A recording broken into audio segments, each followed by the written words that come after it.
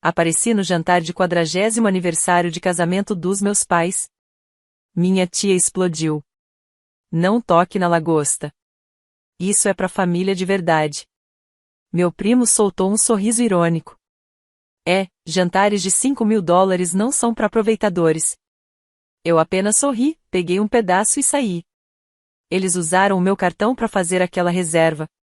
Eu cancelei a cobrança. Mais tarde, eles abriram meu presente e congelaram. Cancelei o cruzeiro em família que eu tinha reservado. Logo depois, chegaram 83 chamadas perdidas no meu celular. Fui eu que eles chamaram para resgates. Para empréstimos que nunca foram pagos. Para festas de aniversário e aluguel de emergência. E eu deixei que fizessem isso, achando que era coisa de família. Quando chegou o 40º aniversário dos meus pais, pensei que era minha chance de mostrar gratidão. E fazer algo especial por aqueles que, pelo menos, tentaram me dar um começo decente na vida. Então, reservei uma sala privativa. Num dos melhores restaurantes à beira-mar da cidade. Taças de cristal, garçons de luva branca.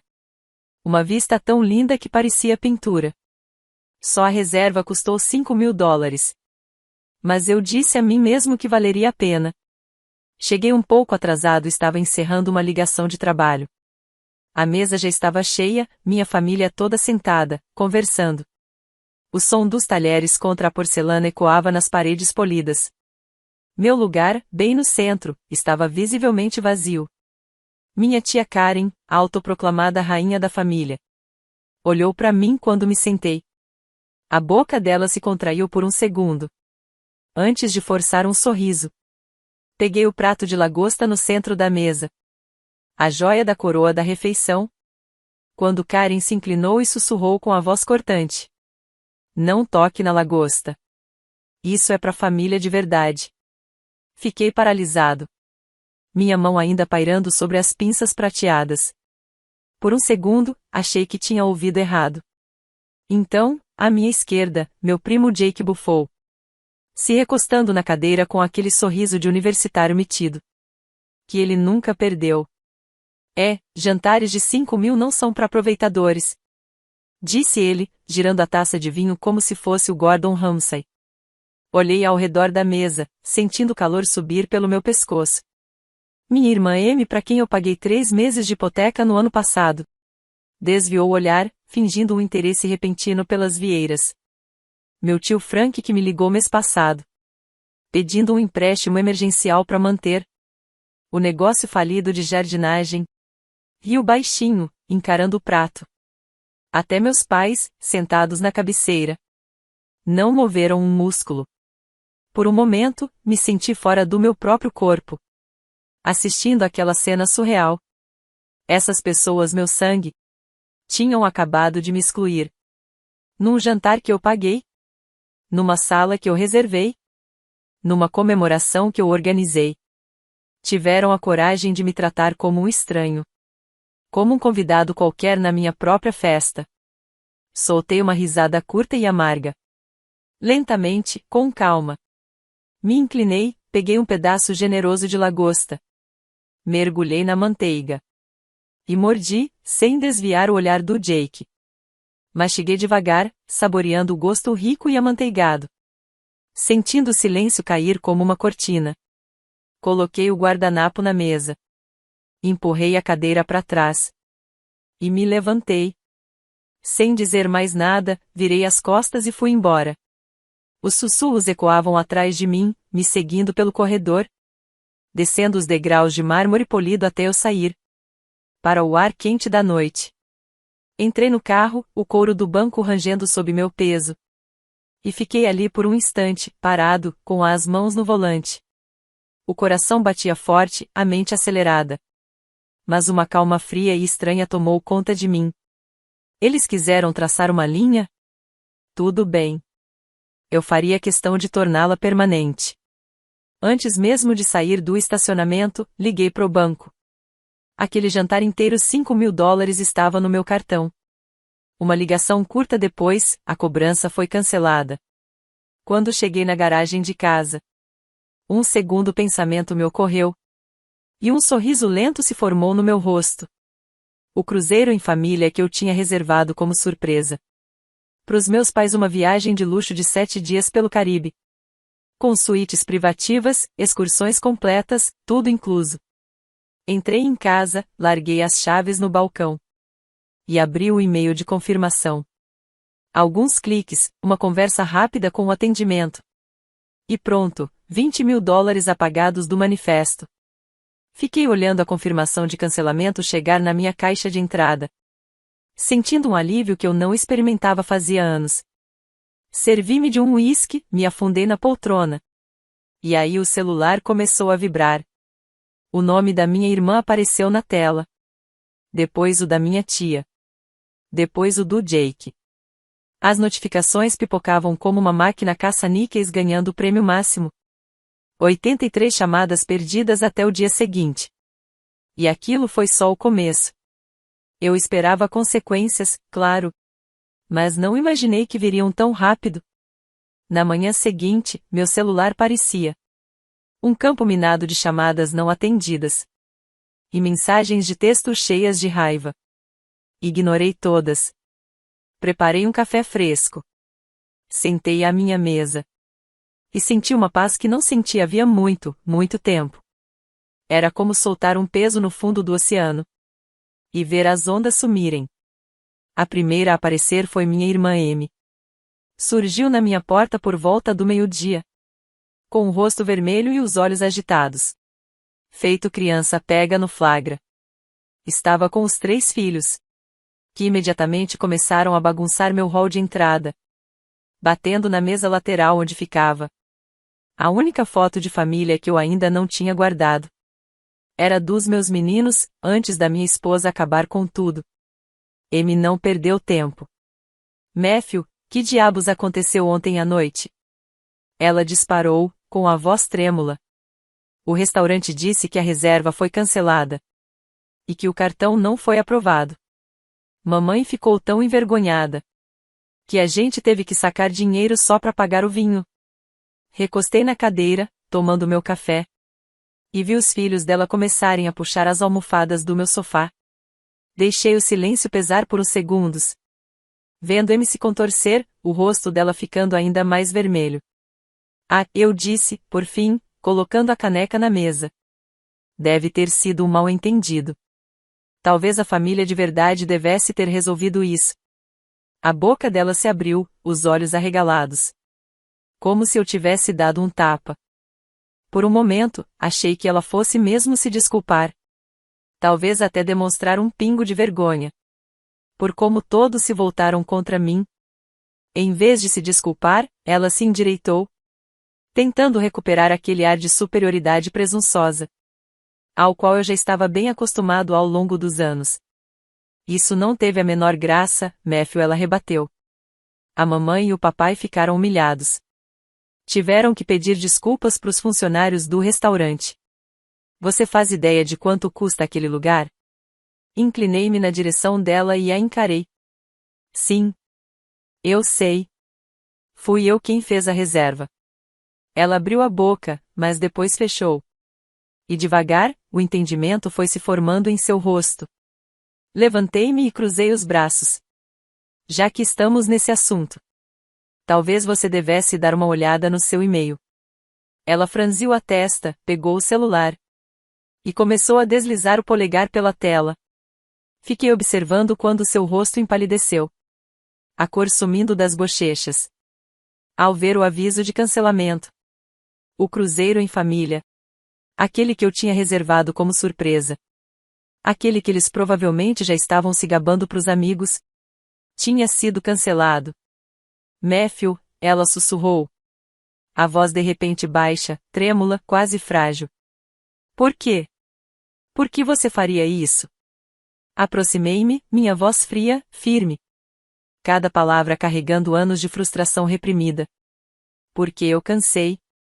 Cansei de ser sua rede de segurança. Cansei de ser o caixa eletrônico da família. Cansei de fingir que a gente é algo que não é. Os filhos dela, até então fazendo bagunça. Pararam e ficaram me encarando. Pequenos rostos confusos em silêncio. os olhos arregalados. Encontrei o olhar dela uma última vez. Agora, com licença.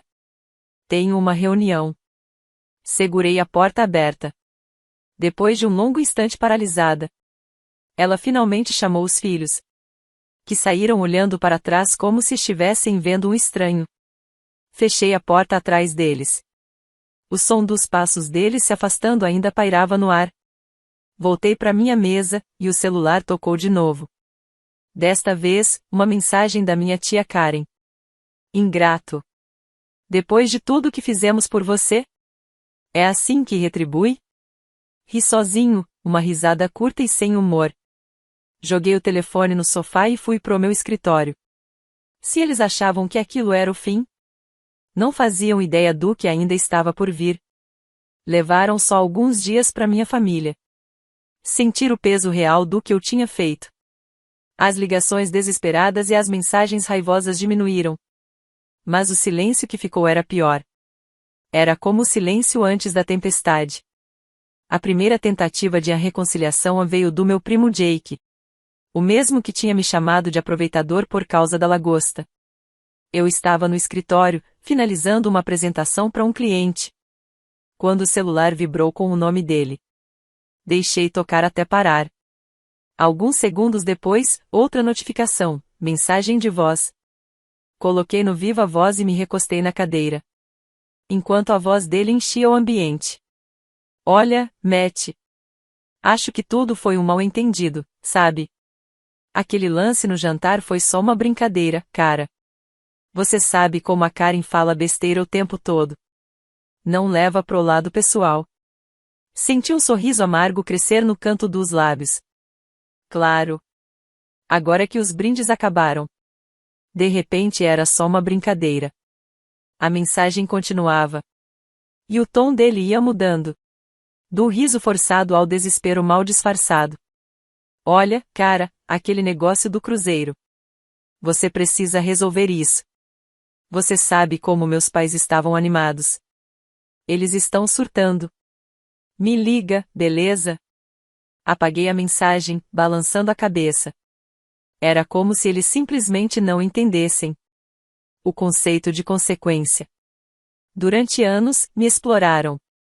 Bateram na minha porta a cada vez que algo dava errado. E se convenceram de que eu sempre estaria lá para resolver tudo. 2 dias depois, veio a segunda onda. Minha tia Karen, a pessoa que deu início a toda essa confusão, apareceu no meu escritório. Observei-a através da parede de vidro enquanto minha assistente a acompanhava até lá dentro. Seu rosto trazia aquele sorriso tenso, falso, que nunca chegava aos olhos. Fechei o laptop e me recostei na cadeira, vendo-a se acomodar na poltrona à minha frente. Sua bolsa enorme batendo com força na lateral da minha mesa. Ela não perdeu tempo com rodeios. Matthew começou, forçando um tom meloso que soava tão falso quanto aquele sorriso. Acho que a gente precisa colocar as cartas na mesa. Fiquei em silêncio. Apenas levantei uma sobrancelha. Olha, eu sei que você tem passado por um período difícil. Com o divórcio e tudo mais, disse ela, fazendo um gesto com a mão. Como se o colapso da minha vida fosse apenas um pequeno aborrecimento. Mas punir a família inteira por um mal-entendido bobo, não é justo. Senti meu maxilar travar, mas me forcei a permanecer quieto. Deixei que ela falasse.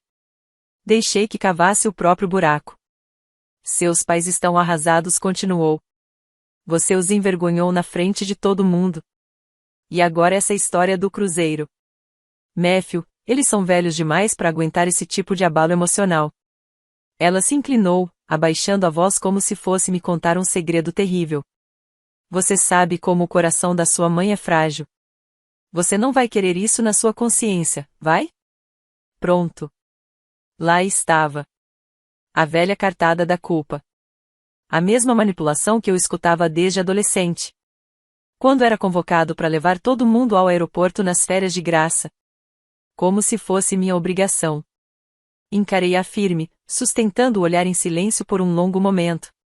Karen disse finalmente, você me chamou de aproveitador. Num jantar que eu paguei. Me tratou como um estranho no meu próprio evento. E agora quer que eu peça desculpas?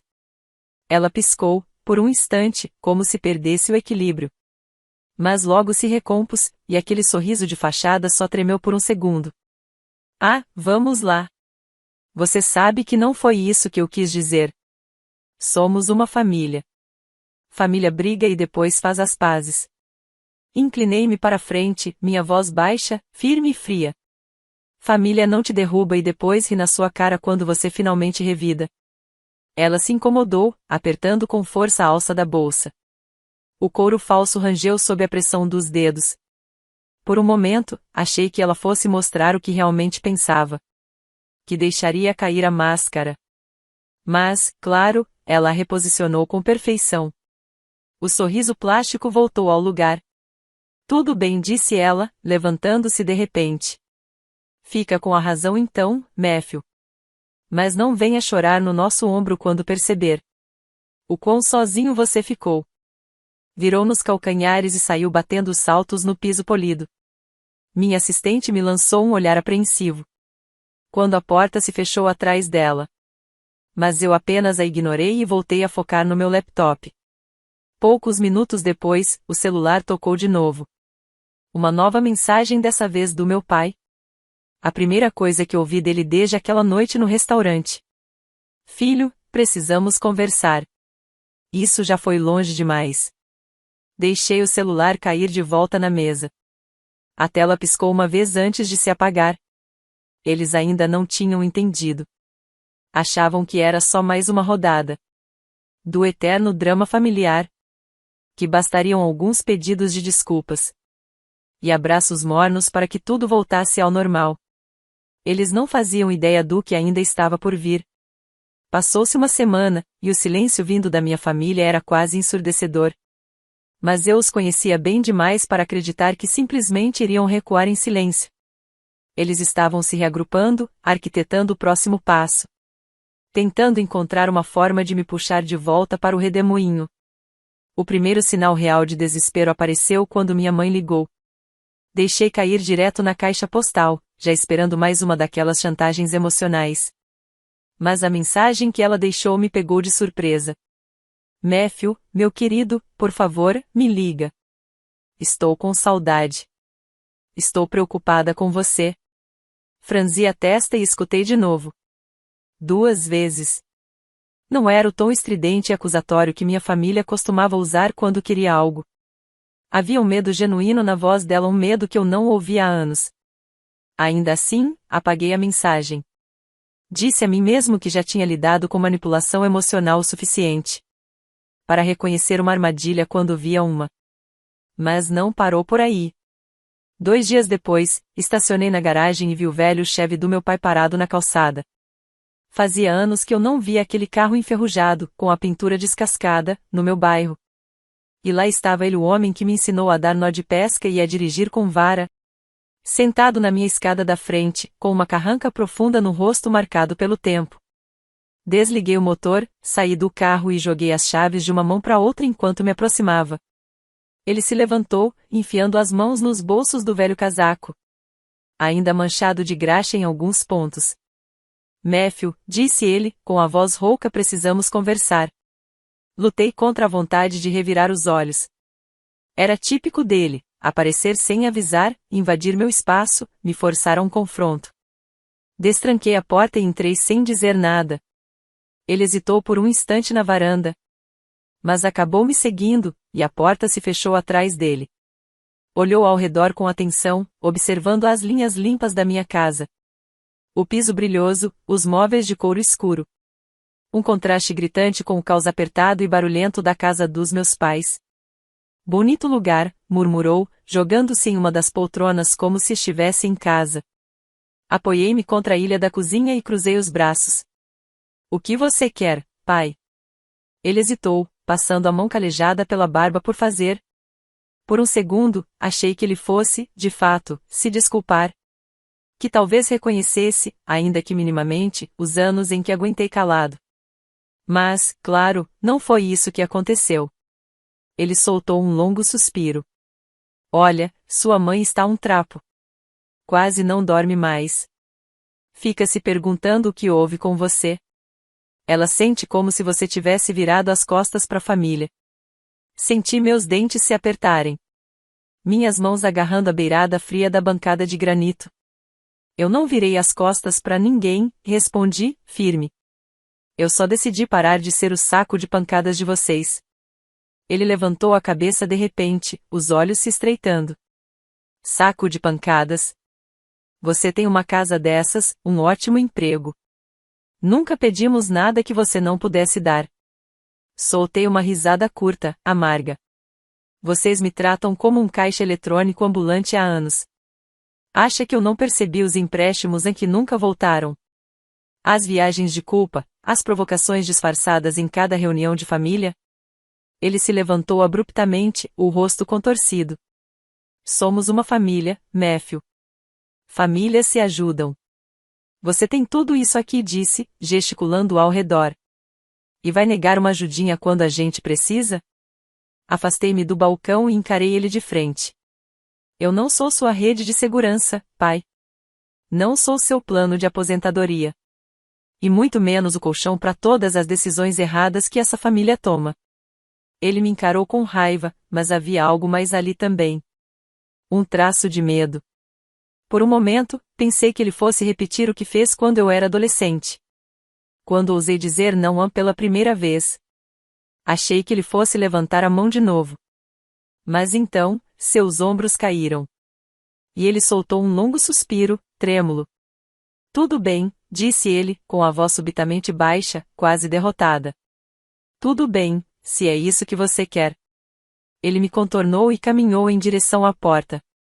Ao chegar lá, parou com a mão na maçaneta. Sabe, disse ele, sem se virar, com a voz agora firme, dinheiro não é tudo, Matthew. Um dia, você vai acordar e perceber que afastou todo mundo. Não me dei ao trabalho de responder. A porta se fechou atrás dele com um estalo seco. E seus passos pesados ecoaram escada abaixo. Observei pela janela enquanto ele entrava no velho Chevy, o motor roncando alto.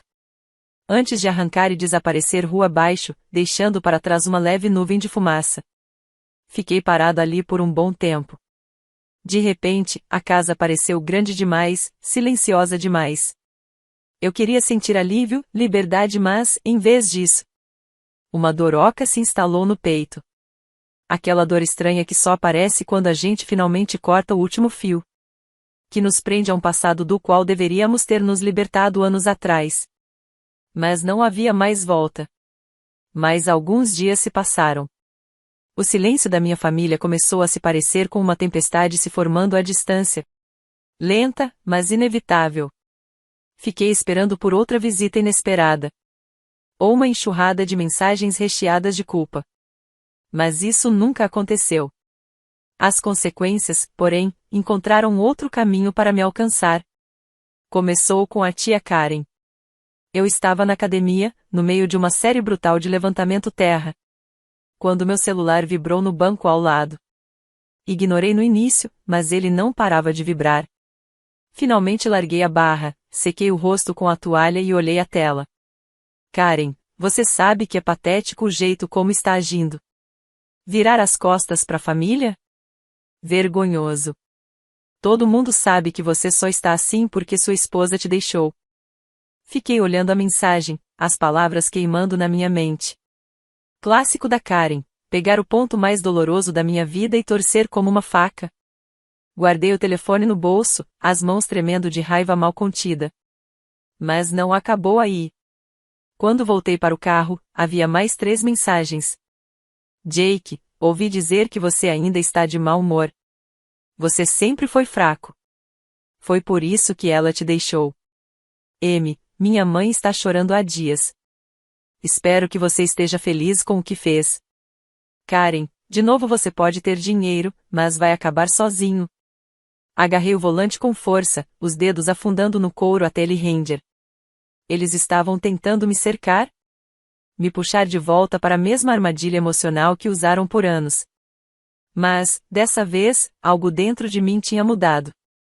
Algo tinha finalmente quebrado ou se libertado. Eu não era mais o cara culpado, quebrado. Preso na necessidade constante de agradar e carregar todo mundo nas costas. Voltei para casa, servi um copo de uísque e fui até a varanda dos fundos. O ar fresco da noite batia no meu rosto.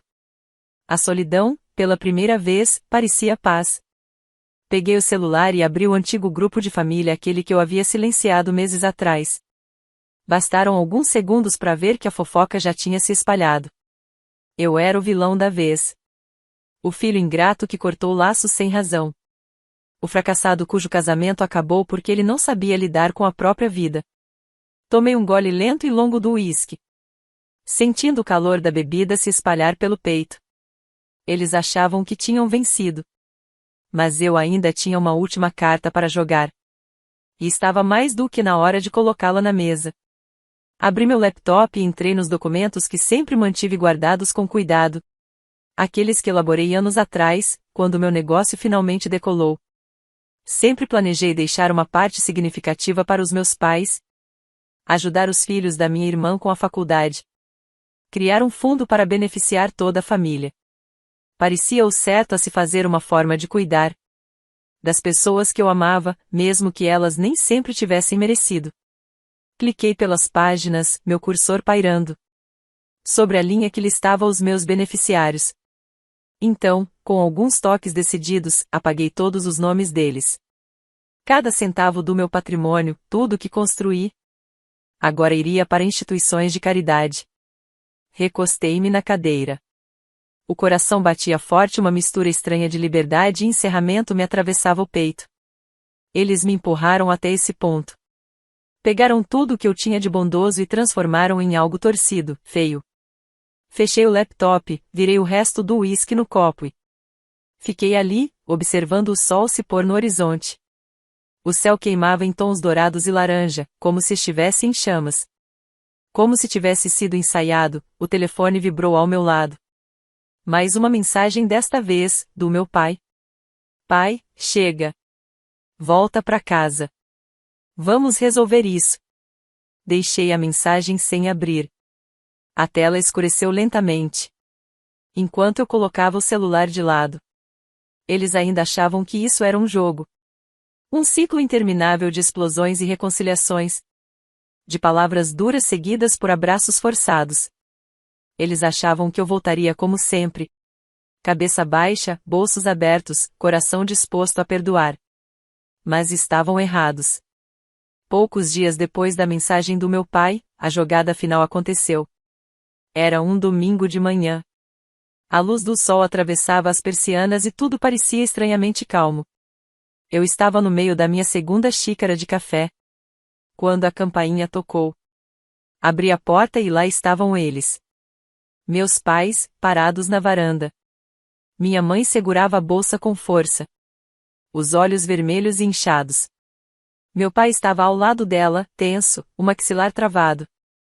As rugas no rosto mais fundas do que eu lembrava. Matthew, começou minha mãe, com a voz trêmula. Podemos entrar? Precisamos conversar. Hesitei por um momento. Depois dei um passo para trás, permitindo que entrassem. Eles caminharam lentamente pela sala, olhando em volta para os móveis organizados. O piso bem cuidado. A ordem tranquila de uma casa que eu havia construído. Sozinho, sem eles. Sentaram-se no sofá. Minha mãe enxugou os olhos com um lenço de papel. Meu pai olhava fixamente para as próprias mãos. Fiquei de pé, apoiado na ilha da cozinha, braços cruzados, esperando que começassem. Minha mãe levantou os olhos para mim, vidrados, suplicantes. Matthew, querido, estamos preocupados com você. Sentimos sua falta. A família não é a mesma sem você. Não respondi. Apenas observei enquanto ela torcia o lenço entre os dedos trêmulos. Sabemos que dissemos algumas coisas, continuou, com a voz embargada. Não queríamos dizer aquilo. Você sabe como sua tia é, como o Jake pode ser. Foi só uma brincadeira, só isso. Senti meu maxilar se apertar. O gosto amargo de um ressentimento antigo e familiar subindo pela garganta. Eles estavam tentando pintar aquilo como um mal-entendido. Como se eu tivesse exagerado. Como se não tivessem passado anos minando minha autoestima. me diminuindo sempre que podiam. Meu pai pigarreou, e sua voz grave ecoou pela sala. Filho, isso já está indo longe demais. Somos sua família.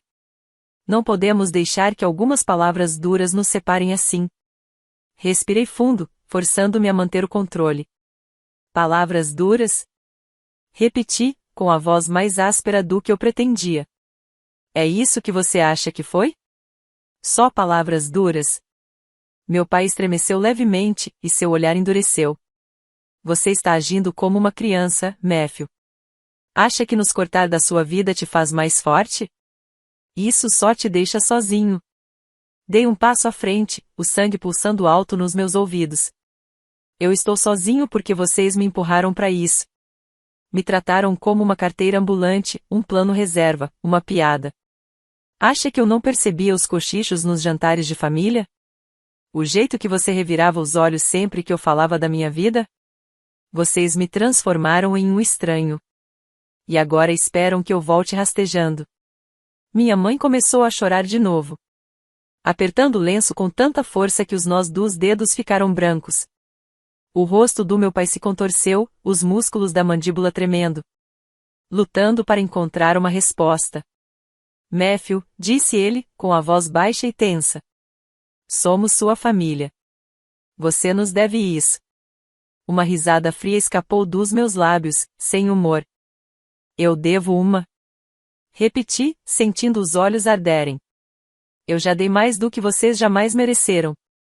Paguei as contas, cobri dívidas, mantive essa família unida. Enquanto vocês só sabiam pedir, sugar, exigir. E na única vez em que eu me defendi, vocês tentaram me puxar de volta pro buraco. Meu pai se levantou de repente, o rosto vermelho, os punhos cerrados. Por um instante, achei que ele fosse me bater, como fazia quando eu era adolescente. Mas então algo nele cedeu. Os ombros caíram, e ele desviou o olhar. Tudo bem, disse ele, com a voz firme e o peito arfando. Que seja assim. Vamos seguir sem você, seu tolo. Virou-se bruscamente, agarrou o braço da minha mãe e a puxou para se levantar. Ela tropeçou, soltando um soluço baixo e partido, enquanto ele a arrastava até a porta. Fui atrás deles até o batente, observando enquanto cruzavam a varanda e desciam os degraus. Minha mãe parou, virando-se para mim uma última vez. O rosto coberto de lágrimas estava retorcido numa mistura de dor e incredulidade. Cruzei o olhar com o dela, o coração disparado, o maxilar firme. Ela abriu a boca, os lábios trêmulos, como se quisesse dizer algo. Mas então meu pai a puxou. E os passos deles ecoaram pela entrada da garagem. Fechei a porta, encostando a testa na madeira fria por um longo instante, o peito subindo e descendo com força. Esperei o arrependimento, a culpa, aquela dor familiar dos laços de sangue puxando meu coração. Mas ela não veio. Em vez disso, um silêncio estranho, forte, quase sereno, se instalou dentro de mim. Uma certeza tranquila de que, finalmente, eu tinha retomado a minha vida. Endireitei o corpo, respirei fundo, e deixei a porta se fechar com um clique atrás de mim.